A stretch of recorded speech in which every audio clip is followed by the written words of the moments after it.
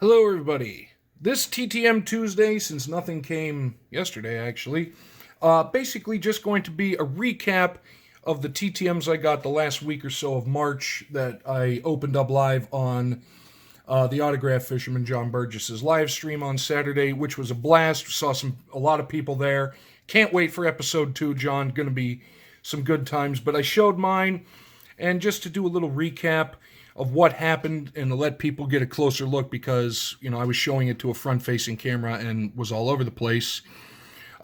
We had 6 of 7 successes. The one lone unfortunate miss was this Talon Horton Tucker. Came back unsigned, and then I did look for all the addresses and whatnot. I sent that one care of the Utah Jazz, so unfortunately that one's going to have to take a back burner for a little bit. But now the successes. We started off with this one, this 94 Donruss Diamond Kings of Orlando Merced. I did look it up. It was a 121-day turnaround, and I sent it care of a P.O. box in San Juan, Puerto Rico that I found on Sports Card Forum. But weirdly, it came back postmarked, I think, Tampa or somewhere in Florida. That was number one. This one probably my favorite of the comebacks. We have Miesha Cupcake Tate, signed in gold to Zach with the signature. Super happy about that. Former UFC Women's Bantamweight champion. That was 195 days turnaround. And it was an address in Las Vegas that I found in a Google search and then put up on Sports Card Forum. Next, coming back from the Women's Soccer League, I had some successes with them, but we have Jess Fishlock, currently playing for the OL Reign in the Seattle area. That is where I sent that to, the OL Reign. 193-day turnaround, but signed and personalized.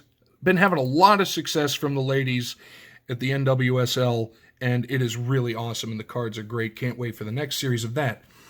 Number 4, this one came back in the big envelope from the Indiana Pacers, and they used to, and now I found out are still doing a program where if you send to them, they will send you back, I guess as long as supplies are in, a pre-signed photo. And I have a couple of these, and this is the one that came back. Isaiah Jackson, very nice looking picture, signed there. And as was the way with the Pacers, it always comes with a COA. And honestly, I trust the Indiana Pacers, unlike some other companies that we won't mention that begin with F. Moving on. The final 2 were NASCAR returns, both of which very quick. I sent them. Here's what's weird. I sent them on the same day, and they came back the same day. Both were 42-day turnarounds, and I sent to their various teams.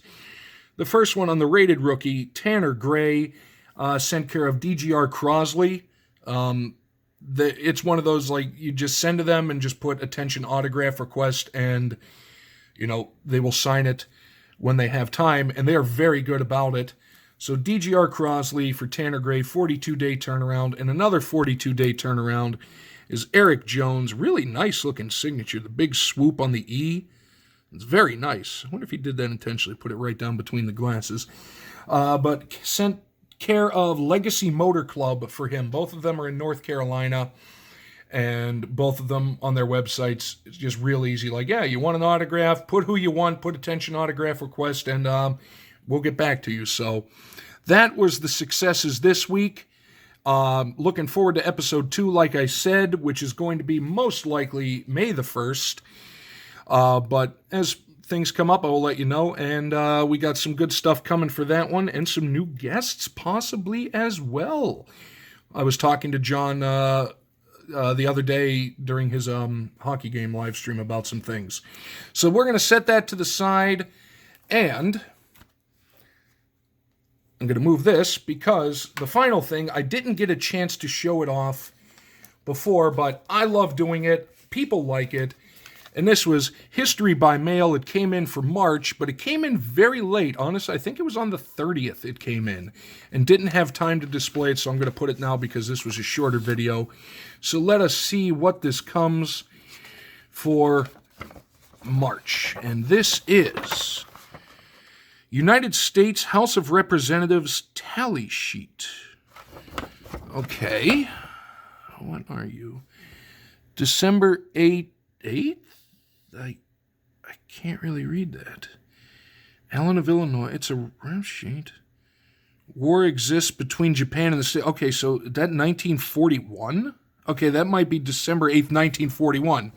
Okay, now things are starting to get pushed.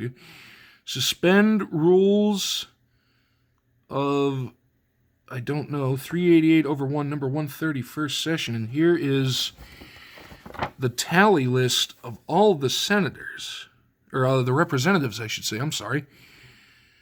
What are you? More to the point. And this is their year? What? All right, I'm confused, so we're going to have to... Whoops. Is there anything else in the envelope besides that in the transcript? No.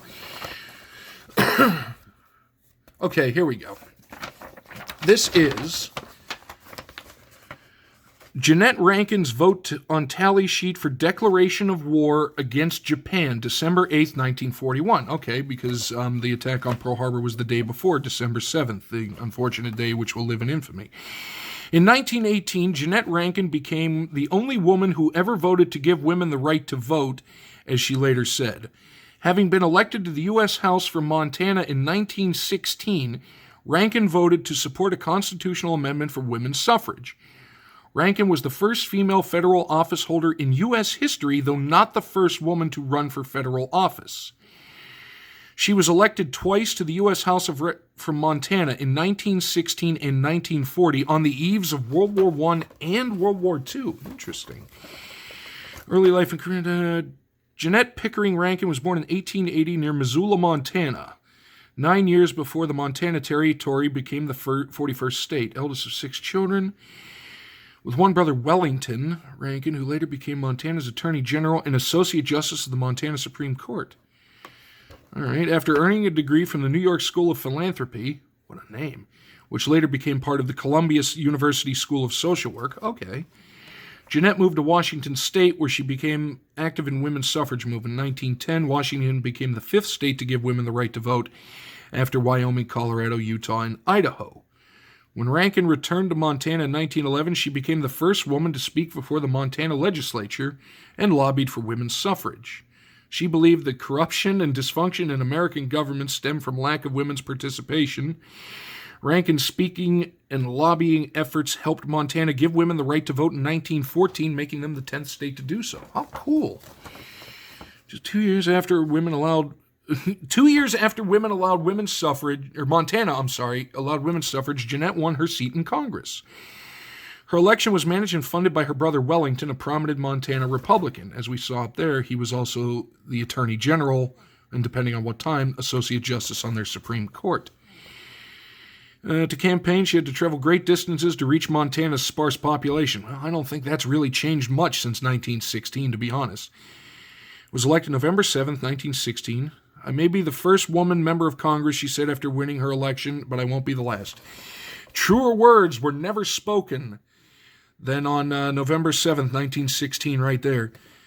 April 2nd, 1917, as President Wilson called her first day in Congress, called an emergency session to declare war on Germany. So World War I, her first day in, she's sitting in an emergency meeting, or an emergency session to declare war on Germany.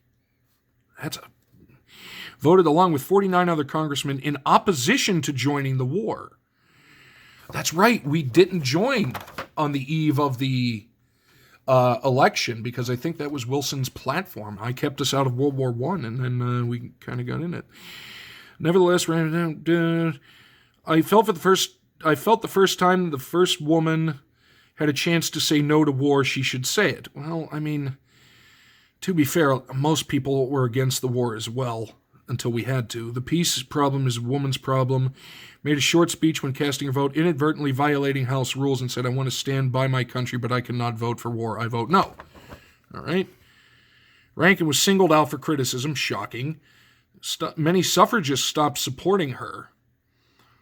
Why? As she continued to advocate for women's suffrage, the National Women's Miss Rankin was not voting for the suffrage of the nation. She represents what? See, there's the problem.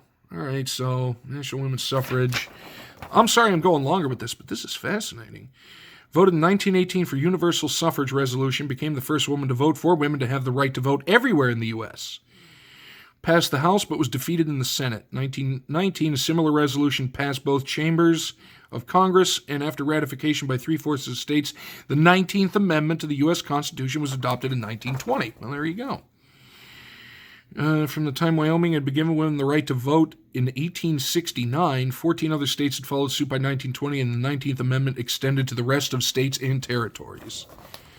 So here's her second term. She lost in 1918. The morning of December 7, 1941, the Imperial Japanese Navy Air Service bombed the U.S. naval base at Pearl Harbor, Hawaii Territory.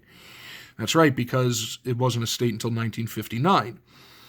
The next day, Jeanette Rankin was again called to vote on war. What is it with her in second days in war? As a woman, I can't go to war, and I refuse to send anyone else. While the chamber was filled with a chorus of hisses and boos at her vote. Well, at that time, I can see why. Faced immediate and fierce backlash against her vote, she locked herself in a phone booth in the cloakroom, required a police escort to her office to protect her from angry bystanders. Even her brother Wellington wired her to say Montana is 100% against you. I have nothing left but my integrity. Well, man, that's severely lacking in politics these days, unfortunately. For the rest of her term, she was ignored, with no political clout, chose not to run again.